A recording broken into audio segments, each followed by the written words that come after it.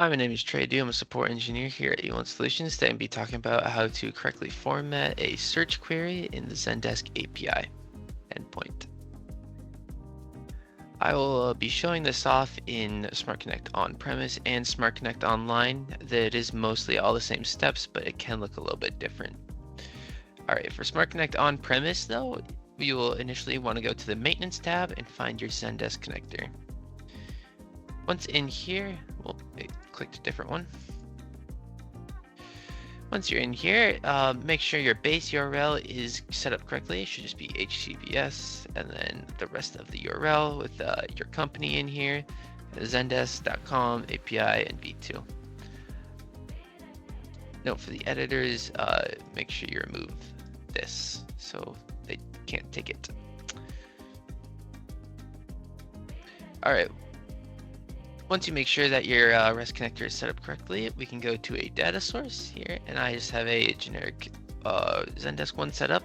We'll be doing tickets right here, so I will open this entity, and then you can see that we are actually using the search endpoint, which is what we want. So we have it set up as search.json, which is correct, and then using the get method request, which is what we want, and then the rest of that is good as is.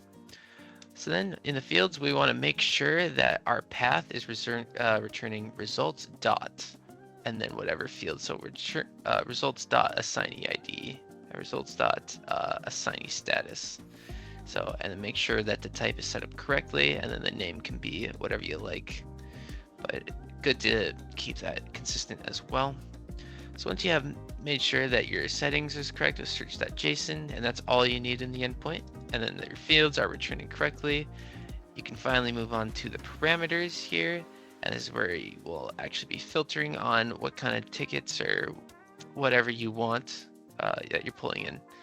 So in this parameters, you want to put the query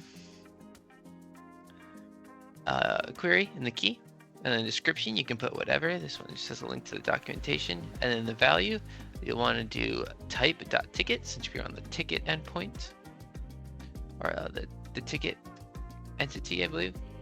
And then one of your fields here, which status in this example, you can set it equal to a value that you know is going to occur. So like status is open or closed or pending. Also to note during this setup that you want this colon here right next to the value.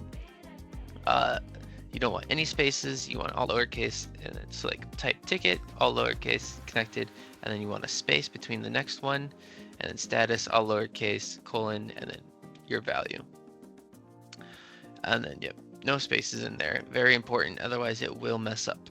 So it is important to note that. Once you have all of this set up, you can hit save, select your fields, make sure you select them all, and then you can either validate or preview.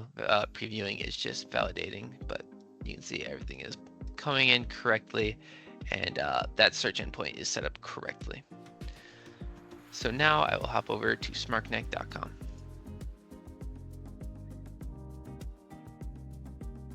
All right, once you're in smartconnect.com, we will again go to the maintenance tab and make sure our REST connection is set up correctly to the right Zendesk company. So once you're in here, find your Zendesk connection. Go in here, just on the settings tab, again, that base URL, just HTTPS, and then your Zendesk company, and then .zendesk.com API v2. Should all be set up pretty basically, and then your request method should be get, response, and body type JSON. This shall all be defaulted and should be correct. Once yours is set up like this though, we can move on to the data source. So I will just quickly create a new data source that we can use for the Zendesk example. Let me call it test. I'll use my Zendesk connection, and then this time I'll do organizations, and then I will find the search entity that I have set up here. So once you do this, we can make sure that our fields are set up correctly. By doing that, we can go into open entity, open up a new tab. So this opens up the entity, and we can see that the endpoint is search.json, which is what we want to see. Again, make sure that it's get, JSON, and all of this stuff is defaulted in, but these two are the most important, search.json, all lowercase, and it is set up exactly like that. Then you can go into the fields, and again, you'll want to make sure it does results dot the field that you want, results dot details, results dot external ID, and you make sure that you have the type set up correctly, where an ID is going to be an integer and details is going to be string.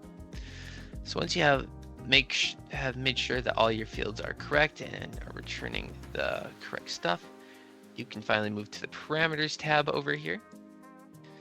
And once in here, you can set it up just like we had in on-premise. In this key field, make sure you type the word query. Description, you can have anything. I just left it blank. And then the value, this is where the actual query is going to happen. So since this is an organization and not a ticket, the type will be type organization. Again, all one string of words. There's no spaces. It's all lowercase. It's very important that it is set up like that. And then it's important that you have a space for the next part, which is name. Again, that's just one of your fields that you have set up in your fields.